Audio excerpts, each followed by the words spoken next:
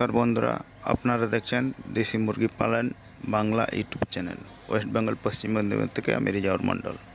আজকের বিষয় সাপ তাড়ানোর সহজ এবং সরল পদ্ধতি। যদি ফার্মের মধ্যে কিংবা বাড়িতে কোনো বিষধর সাপ ঢুকে যায় সেই মুহূর্তে আপনি কিভাবে সেই সাপটিকে তাড়াবেন এবং সেটা থেকে উদ্ধার করবেন।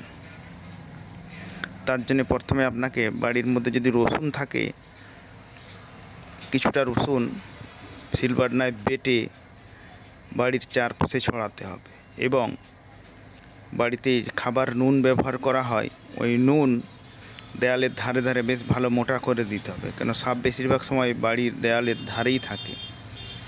তাই নুন ছিটিয়ে দিবেন মোটা করে।